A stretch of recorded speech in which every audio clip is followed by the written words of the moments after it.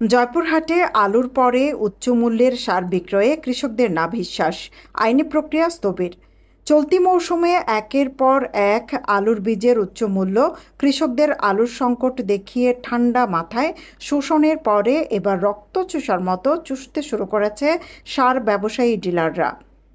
মৌসুমের শুরুতে জয়পুরহাট জেলার প্রান্তিক কৃষক আগাম আলু বপনের জন্য মরিয়া হয়ে প্রতিযোগিতা শুরু করেছে।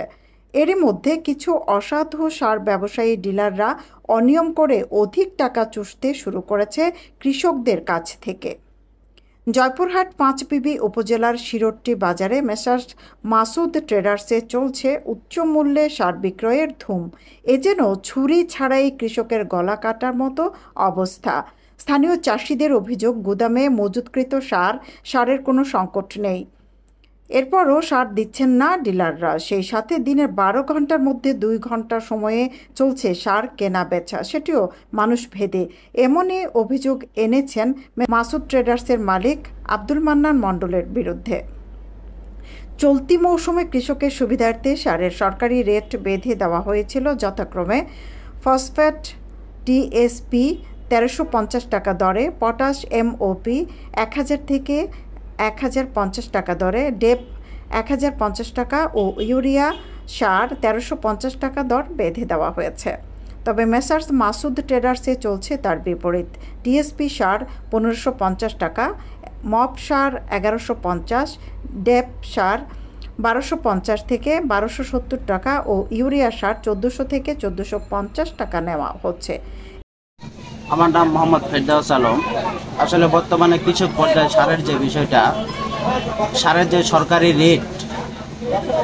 সরকারি রেটটা দেওয়া আছে, নির্ধারিত রেট, আমার জানা মতে এখান থেকেই প্রতিটি বিএডিসি এবং বিসিআইসি ডিলারকে লাভ সরকার রেখেই রেটটা নির্ধারণ করে।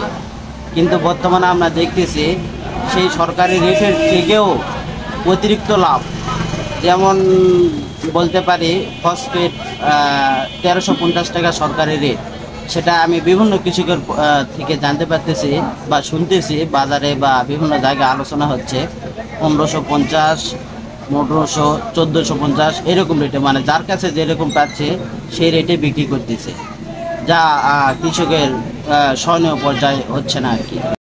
বীজ যেটা আমরা কিছুদিন আগে কিনলাম 2800 টাকা, 3000 টাকা, সেটা আজকের দিনে কিনতে হলো 4500-4000 টাকা। তো যাই হোক, খুব কষ্ট করে মিলালাম, যেন মনে হলো আসমানের চান হাতে পেলাম। এখন সংকটের মধ্যে আছি সারের জন্য।